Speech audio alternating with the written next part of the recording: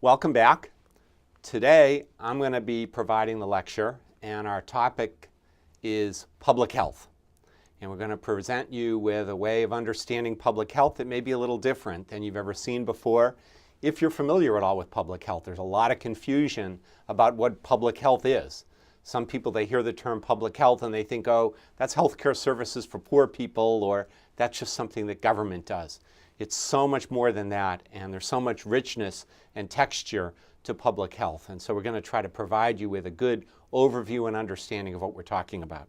So let's start with some definitions. What do we mean by the term public health? Well, the best definition that we have, in many people's opinion, including my own, is from Charles Winslow way back in 1920. And his definition for public health is this. It is the science and the art of preventing disease, prolonging life, and promoting health through the organized efforts and informed choices of society, organizations, public and private, communities, and individuals. So the science and art of preventing disease, prolonging life, promoting health. By the way, there's an essential conundrum or challenge in terms of doing public health. And that challenge is this: when it works, most people don't notice. So when the air is clean, we pretty much ignore the air. When the water is clean and it's safe to drink, we take it for granted. When kids don't get poisoned by lead in the environment, we tend not to notice. And so that's one of the challenges in terms of promoting and advancing and expanding public health, because when it works, we don't pay attention. It's only when things fail that people say, what's the matter with those folks over there? Why can't they get it straight? But so that's essentially what we mean by public health. And it's worth looking in companion with the term public health with a term that is much more current and new these days, and that's called population health. Now, population health, the definition by Dave Kindig from the University of Wisconsin, is the health outcomes of a group of individuals, including the distribution of such outcomes within the group. Now you might ask, what's the difference between public health and population health? Answer, not a whole lot. Public health is population health. Population health is public health. The tools are essentially the same. Increasingly, though, private sector organizations, corporations, insurance companies, new integrated care organizations, accountable care organizations through the Affordable Care Act are all working on population health. And what they mean is that they're working on trying to pay attention to, assess, and improve the health outcomes and the health status of a distinct population subset. Some people say corporations like to talk about population health rather than public health because public health sounds too much, that's what the government does. But the tools, the basic approaches are very much the same. And I'd take public health and population health and then contrast it with clinical care, the kind of care you get from your physician. And what's the difference? The difference is this. Public health is concerned with the health of populations of people, and clinical care is focused on one patient at a time. I've had more than a few physicians I've known over the years. One in particular, a friend of mine who used to be here at the School of Public Health, Howard Koh. He's now the Assistant Secretary for Health in Washington with the Department of Health and Human Services. He got into medical care because he wanted to save humanity. He wanted to save the world, one patient at a time. He got his medical degree, he got board certified in 3 specialties. He was a very successful clinical oncologist.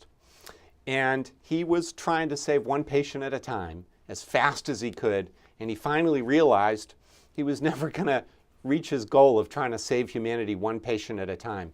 And he switched to public health. He got involved in tobacco control in Massachusetts. He became the Massachusetts Commissioner of Public Health, and now he's working on public health at the federal level in the Department of Health and Human Services. So that's the essential difference. It's not one right and one wrong. It's just there's an essential difference between the two. And if you understand that difference, it brings you a long way to understanding what we're talking about when we say public health. So what are the core values and principles of public health? I actually, in preparing this, looked around to try to find the right set, and actually I couldn't find them, so I came up with my own list. We've got 6 items on it, and the first one is access to quality health care is a human right. Just about everybody who works in public health would agree to some varying extent with that as a core value and principle. Second core value, the power of prevention, the importance of prevention. There's different kinds of prevention, by the way.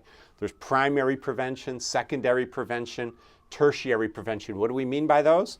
So primary prevention would be, for example, getting people to stop smoking so that they don't get cancer.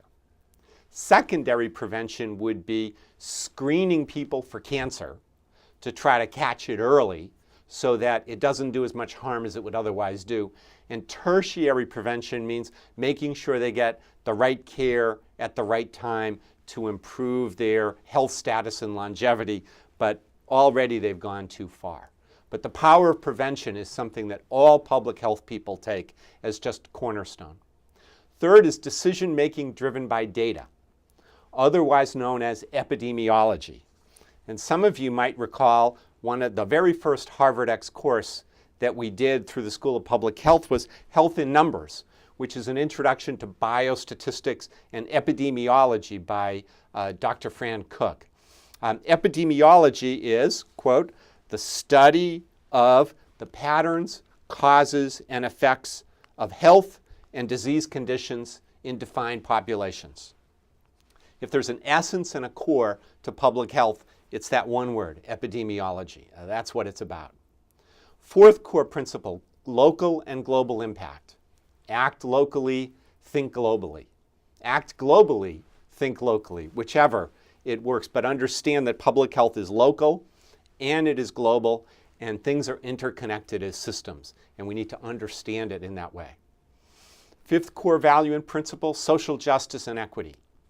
Everyone deserves access. It's very tied to number 1, but it's even more than just access to quality care. It's a sense of common mission, common purpose in terms of creating a more just society that is at the essence of what motivates people in public health. And sixth, finally, sustainability. The notion that systems need to be sustainable over time for the benefit of society. You might have heard of this word a lot in combination with environmental health, environmental policy.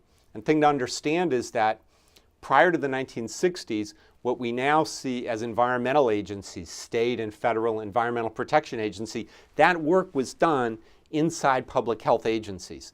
And in the 60s, people began to realize the environment was such a big chore that it needed to be taken and made as a separate piece itself. But in all schools of public health, for example, you will find Department of Environmental Health, because the connections between those two are central and core, and sustainability is one of those key values. So that's what we're talking about when we talk about what does public health believe as a profession. Now, what are the core things, the core functions that public health does? So the World Health Organization in 2011 came up with its set of definitions. One is providing leadership on matters critical to health. 2 is shaping a research agenda and stimulating the generation, translation, and dissemination of knowledge. 3rd is setting norms and standards and promoting and monitoring their implementation. 5th is articulating ethical and evidence-based policy options. And 6th is monitoring the health situation and assessing health trends. So those are, you will find varied sets of definitions. The World Health Organization is a highly important organization globally in terms of thinking about health. And so their definitions matter and are worthy of respect and paying attention to.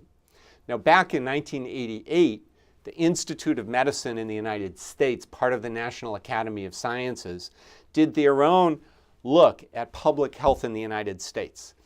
And it was a pretty damning report. It was a wake-up call to public health. And they identified what they considered the 3 essential core functions of public health.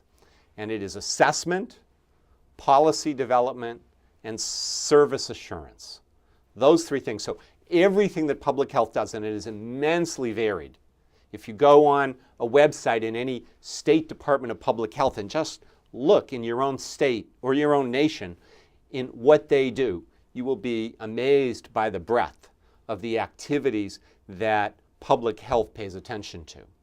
But so the Institute of Medicine's three core functions, assessment, policy development, service assurance, are considered central. And if you look at the diagram that we have up, what you can see is that we list here the 10 essential public health services that all public health organizations do to one extent or another. If you look at the arrows going around this wheel, you will see up on the upper right, you'll see assessment first, and two essential services under that, monitoring health and diagnosing and investigating problems in health. Then we go into the policy development part of the wheel.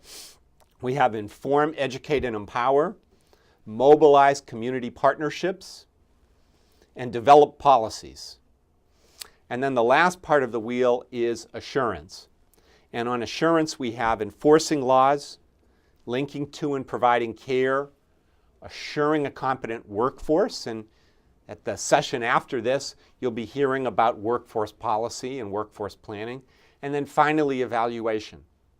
So many different kinds of programs, many different initiatives, many different issue areas, from clean water to immunizations to access to care, and they all in one way or another fit on one part or several parts of this wheel. And so that is essentially what public health does here in the United States at the federal, the state, the county, and the local level, and also pretty much what public health does everywhere around the globe, because it is a global enterprise and a global need.